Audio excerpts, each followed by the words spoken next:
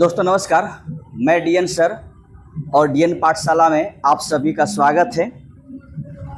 दोस्तों आज मैं इतिहास के एक खंड खासकर मॉडर्न इतिहास का कुछ क्वेश्चन, जिसमें टॉपिक है भारतीय राष्ट्रीय कांग्रेस, इससे संबंधित कुछ क्वेश्चन आप तक मैं पहुंचा रहा हूं।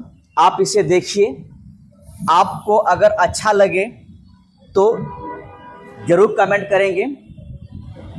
अधिक नहीं है, 30 क्वेश्चन है और चाहे वो आप टीआरई 4 दीजिए या स्टेट दीजिए या अन्य एग्जाम दीजिए, सारे एग्जाम में ये आपके लिए रामबाण साबित होगा। तो चलिए हम लोग चलते हैं, बिना देरी किए हुए आगे बढ़ते हैं और आज का पहला क्वेश्चन देखते हैं। क्वेश्चन ये है कि भारतीय राष्ट्रीय कांग्रेस की स्थापना कब हुई थी। तो भारतीय राष्ट्रीय कांग्रेस की स्थापना से पूर्व कुछ बातें हैं जो कि यहाँ पर जानना चाहेंगे हम। तो मैं ये बताना चाहूँगा कि भारतीय राष्ट्रीय कांग्रेस जिसका पहले नाम था इनका भारतीय राष्ट्रीय संघ। भारतीय राष्ट्रीय कांग्रेस का स्टार्टिंग में नाम था भारतीय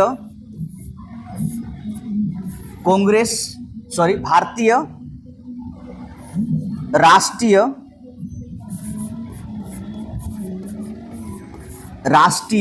संघ। लेकिन इस नाम को हटाने का सुझाव जो दिए थे उनका नाम है दादा भाई नौरोजी। इसने सलाह दिए थे, जिसे हम ग्रैंड ओल्ड मैन के नाम से भी जानते हैं। इसने सलाह दी है कि संघ के जगह में आप इसे कांग्रेस कर दीजिए। तो सेकेंड अधिवेशन में भारतीय राष्ट्रीय कांग्रेस संघ का नाम चेंज करके भारतीय राष्ट्रीय कांग्रेस कर दिया गया था। अब यहाँ पर यह कि इसकी स्थापना कब हुई थी, तो ध्यान रखें दोस्तों, इसकी स्थापना हुई थी 1885 में।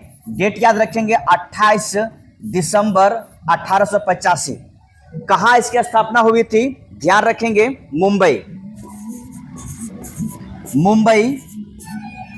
में कहा तो गोकुलदास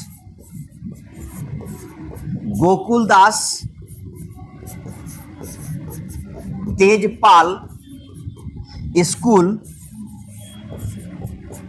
मुंबई, यहां हुई थी। खैर इसकी स्थापना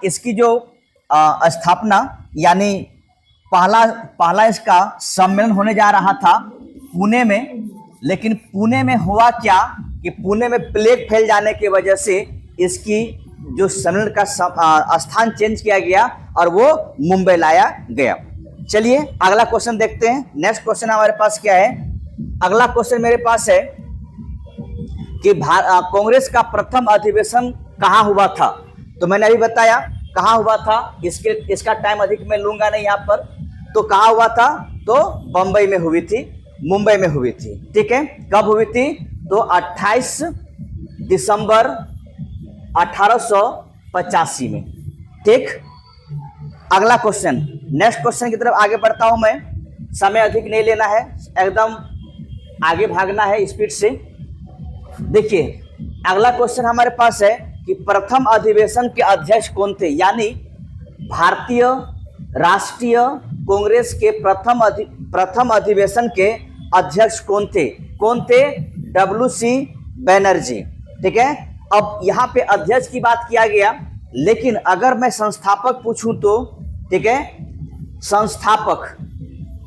कांग्रेस का संस्थापक कौन थे जिसने कांग्रेस को जन्म दिया, जिसका नाम है A.O. ह्यूम,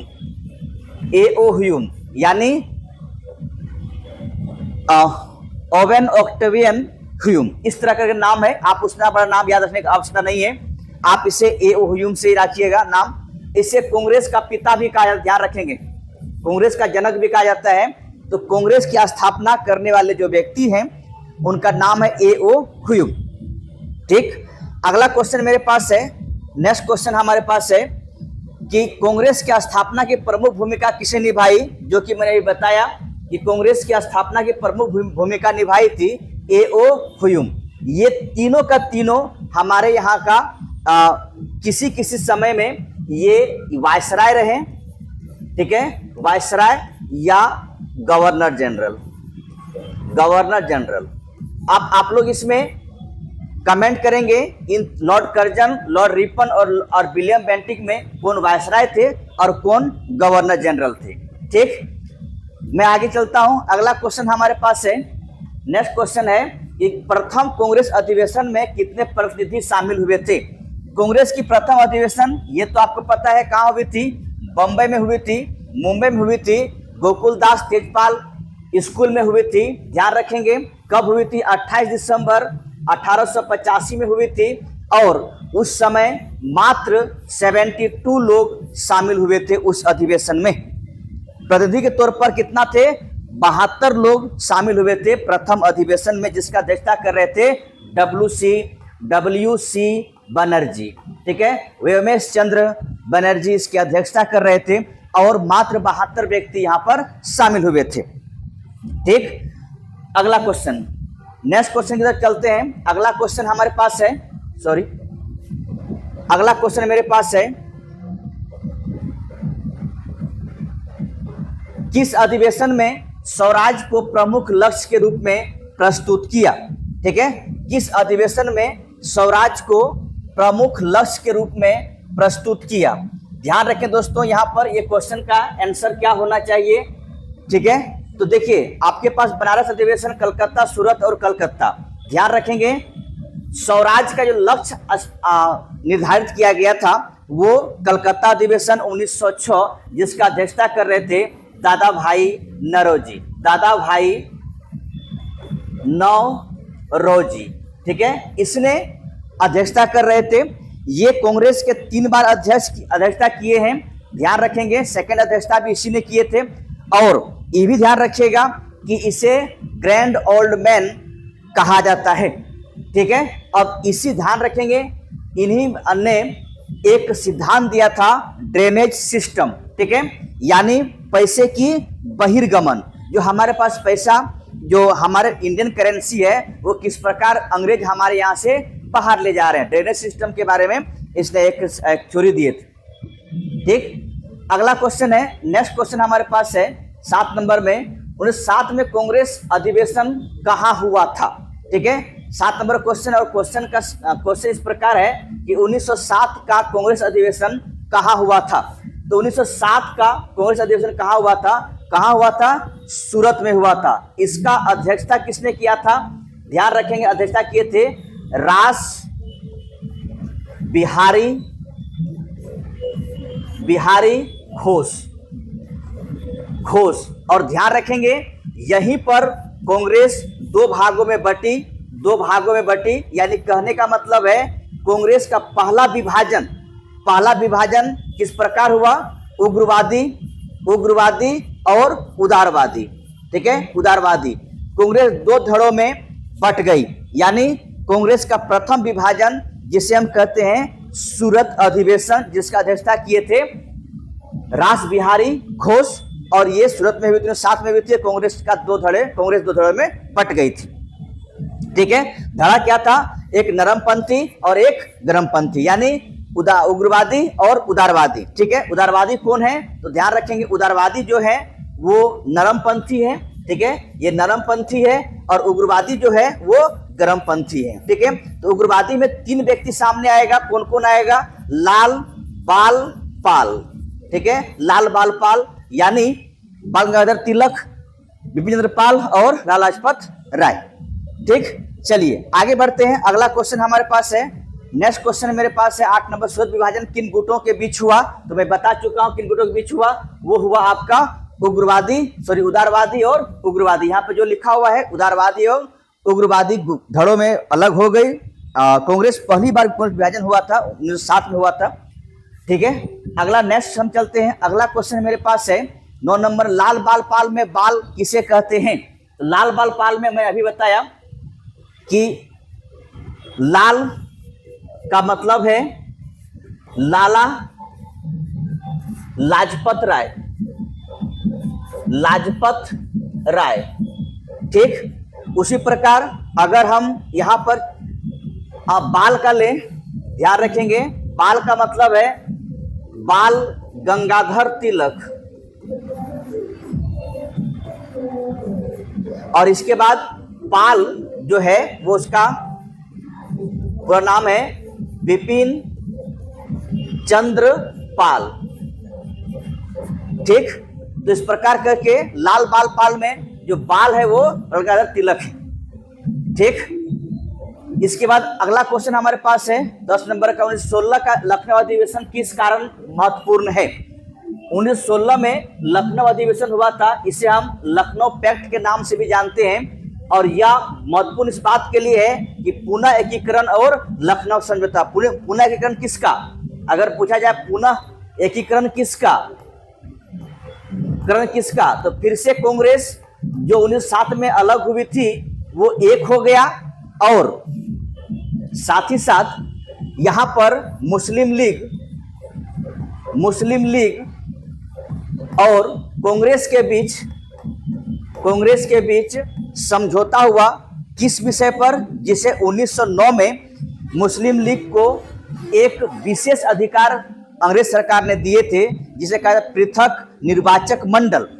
वो कांग्रेस ने उस बात को यहाँ पे मान लेते। कांग्रेस की सबसे बड़ी भूल है, उसे नहीं मानना चाहिए था, और उन्हीं के वजह मानने की वजह से ही आज हमारा देश दो टुकड़ों में बढ़ चुका है। ठीक है, तो कांग्रेस की भूल कहा जाता है यहाँ पर। तो मुस्लिम लीग कांग्रेस में समझौता हुआ, और जो 1907 में कांग्रेस अलग हो गया था गरम दल नरम दल के नाम पर, वो दोनों फिर से एक हो जाता है। इसलिए कहते हैं पुनः एकीकरण और लखनऊ समझौता। ठीक, अच्छा, लखनऊ अधिवेशन का अध्यक्षता किसने किया था? तो ध्यान रखेंगे अंबिका चरण मजूमदार।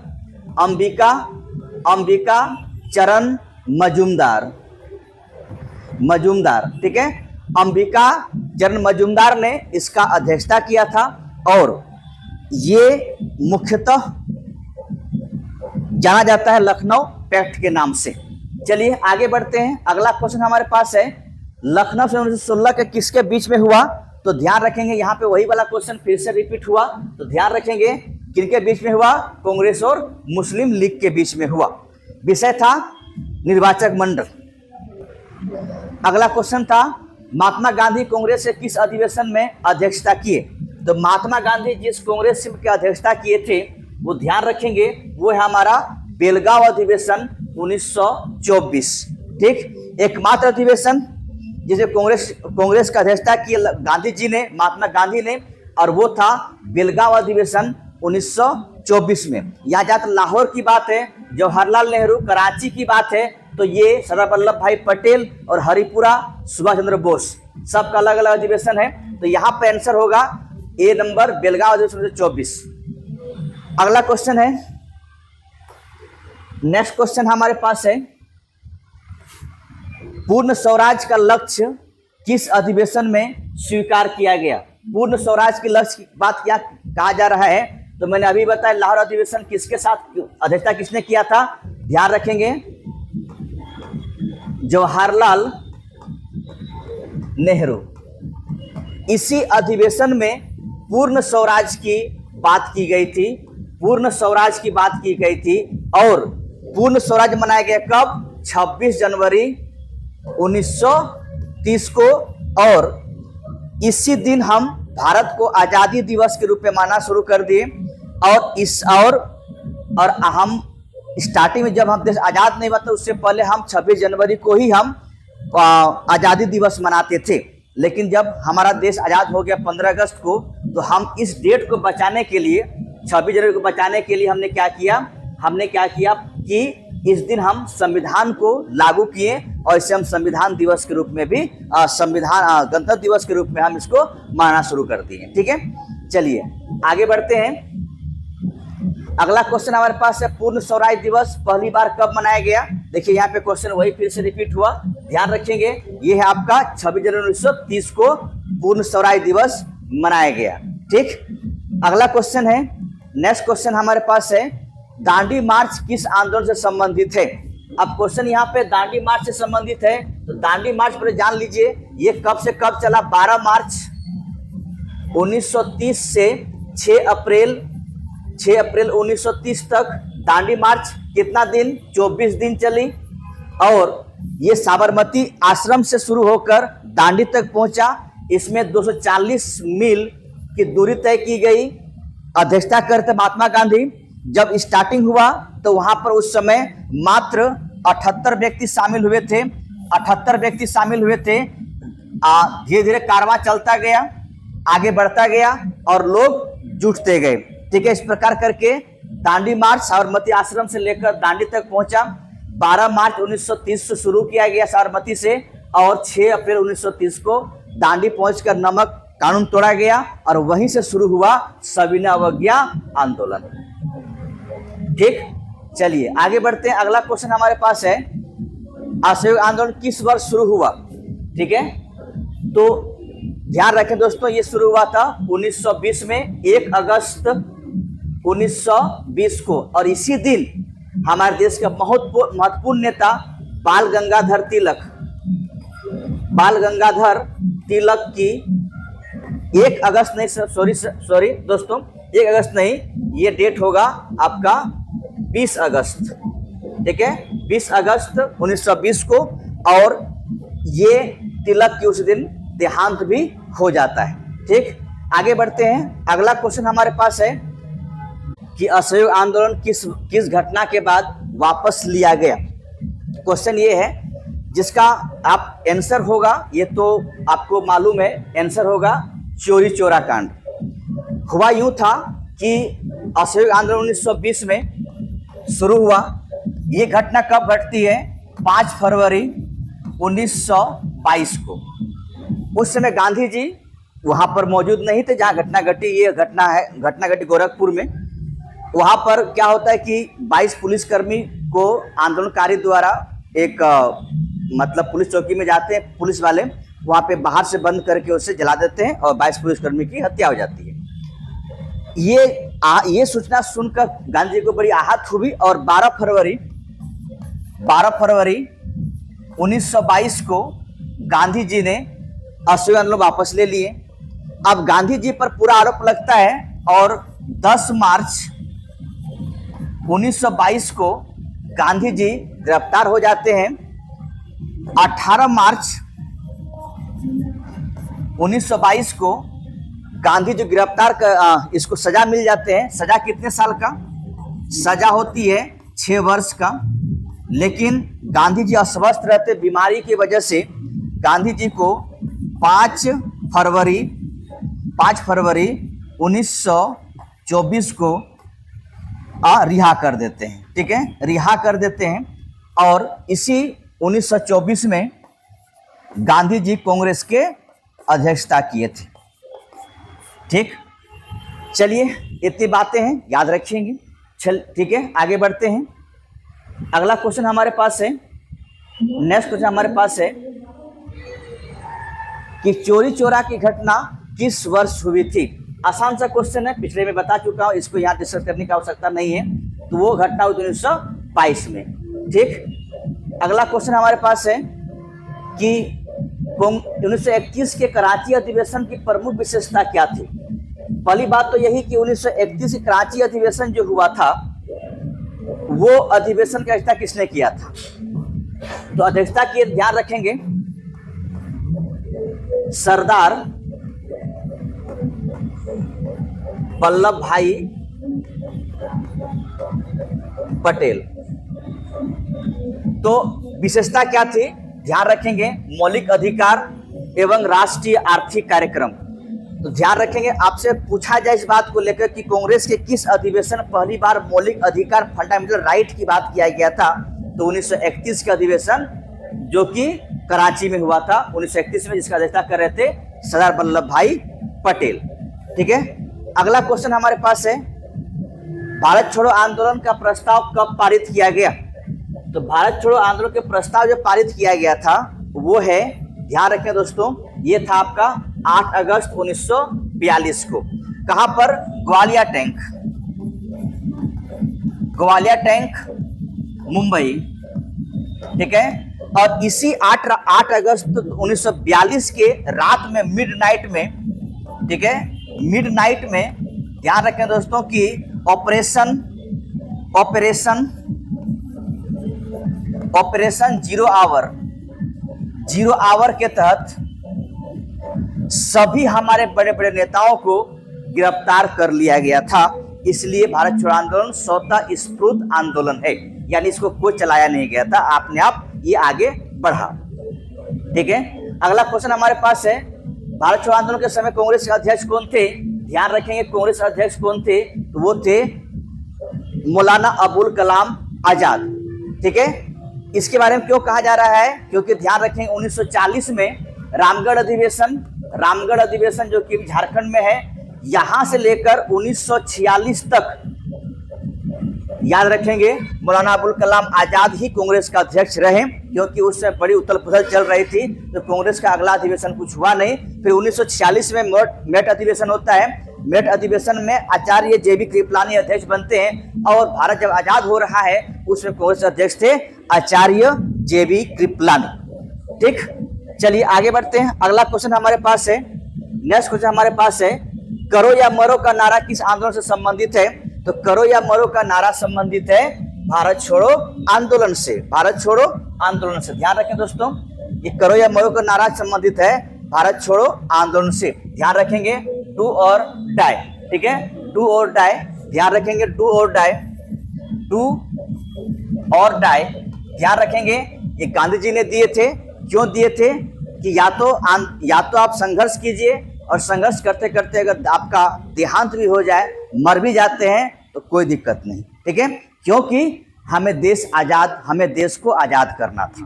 ठीक, इसलिए इस समय नारा ये गांधी जी द्वारा दिया गया था भारत छोड़ो आंदोलन के समय में। ठीक, चलिए आगे बढ़ते हैं। अगला क्वेश्चन हमारे पास है, कांग्रेस का प्रथम महिला अध्यक्ष कौन थी? ठीक है, ध्यान रखें, यहाँ पर बहुत सी बातें यहाँ पर आप जानकारी हासिल होगा। प्रथम महिला अध्यक्ष कौन थी? तो ध्यान रखेंगे वो थी एनी बेसेंट। कब? 1917। कहां पर हुआ था अधिवेशन? कलकत्ता में। ठीक है, कलकत्ता में। अगर यहाँ पे पूछा क्या जा रहा है प्रथम महिला अध्यक्ष कौन थी, अगर यहीं पर पूछ दे कि प्रथम भारतीय महिला अध्यक्ष कौन थी, तो वो होगा सरोजिनी नायडू। कब ये क्या कब किए थे? 1925 में। कहा हुआ था अधिवेशन? कानपुर में हुआ था। और एक अध्यक्ष का नाम याद रखेंगे 1933 में, जिसका नाम है नलिनी सेनगुप्ता। ध्यान रखेंगे इन तीनों का जो डिफरेंस है, याद करने का तरीका ध्यान रखिएगा, इन तीनों का जो डिफरेंस है, तीनों का जो अंतराल है इनके बीच में, वो 8 साल का गैप है। ठीक है, और ध्यान रखें इस बात को भी याद रखिएगा कि ये भी अधिवेशन हुआ था कलकत्ता में। ठीक है, ये भी हुआ था कलकत्ता में, तो 2 कलकत्ता के बीच में एक कानपुर घुसा। ठीक है, याद रखेंगे अगर प्रथम महिला पूछे तो एनी बेसेंट, भारतीय महिला पूछे तो सरोजिनी नायडू, और 1933 का एक और महिला का नाम पूछे तो वो होगा नलिनी सेनगुप्ता, जो कि कलकत्ता अधिवेशन में ही ये अध्यक्षता किए थे। ठीक है, चलिए आगे बढ़ते हैं। अगला क्वेश्चन हमारे पास है कि कांग्रेस का प्रथम भारतीय महिला अध्यक्ष कौन थी? तो ये तो मैं बता दिया कौन थी। ध्यान रखेंगे कौन थी? सरोजिनी नायडू। ठीक है, 1917 में ये और 1925 में ये। ठीक है, चलिए आगे बढ़ते हैं। अगला क्वेश्चन हमारे पास है, एनी बेसेंट कांग्रेस का अध्यक्षता किस वर्ष की? तो अभी मैं बता दिया कब की थी, 1917 में। कहाँ की थी? कलकत्ता में। ठीक है, चलिए अगला क्वेश्चन हमारे पास है, नेक्स्ट क्वेश्चन हमारे पास है, मौलिक अधिकारों का प्रस्ताव किस अधिवेशन में महत्वपूर्ण रूप से स्वीकार हुआ? तो ये भी बता चुका हूं कहाँ हुआ था। तो ये हुआ था कराची अधिवेशन 1931 का। अध्यक्षता कर रहे थे सरदार वल्लभ भाई पटेल। ठीक, ध्यान रखेंगे। अगला क्वेश्चन हमारे पास है, नेक्स्ट क्वेश्चन हमारे पास है, वो है 1937 के चुनाव के बाद कांग्रेस ने कितने प्रांतों में मंत्रिमंडल बनाए? ध्यान रखें दोस्तों, अगर हम एनसीईआरटी की बात करें तो 7 प्रांत की बात करते हैं, जबकि 11 प्रांत था। उन 11 प्रांतों में 7 प्रांत में कांग्रेस सरकार बनाती है। 7 प्रांत किस प्रकार है देख लीजिए, ध्यान रखेंगे। एक बिहार, ठीक है। बगल में यूपी, इसे हम संयुक्त प्रांत कहते हैं। इसके बाद एमपी, जिसे हम मध्य प्रांत कहते हैं, इसी में बराबर जुड़ा हुआ था। ठीक है। एक हमारे पास मुंबई, बम्बई जिसको कहते हैं बम्बई। इसके बाद उड़ीसा, उड़ीसा कितना हुआ, 1 2 3 4 5। ठीक है।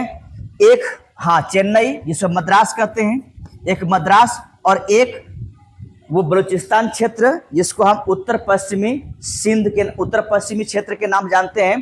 ठीक है। उत्तर पश्चिमी सीमांत प्रांत।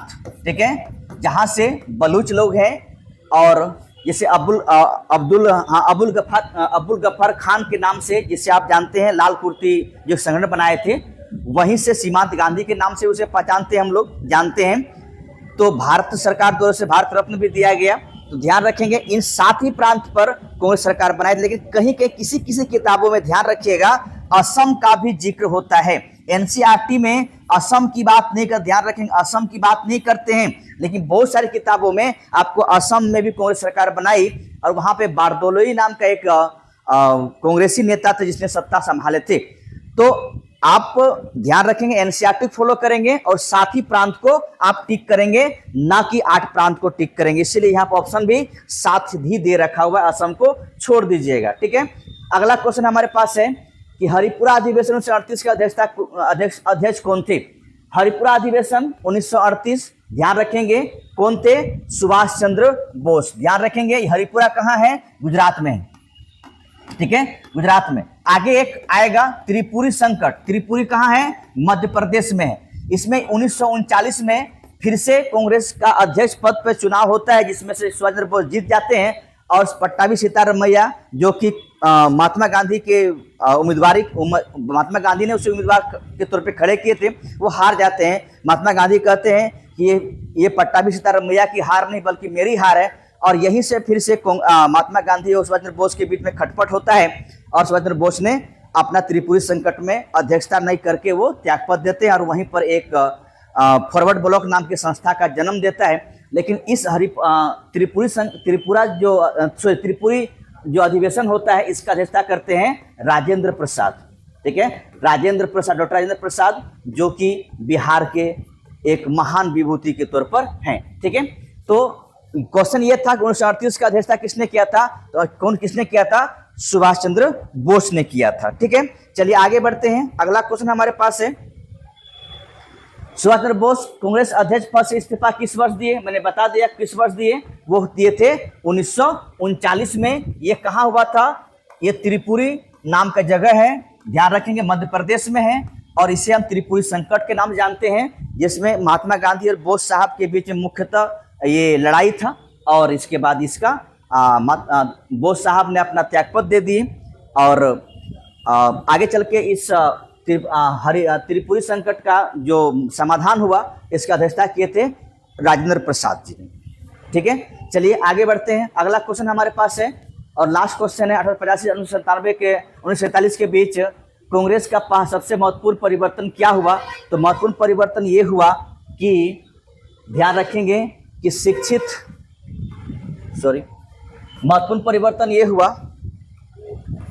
कि शिक्षित वर्ग से व्यापक जन आंदोलन का संगठन बना। ठीक है।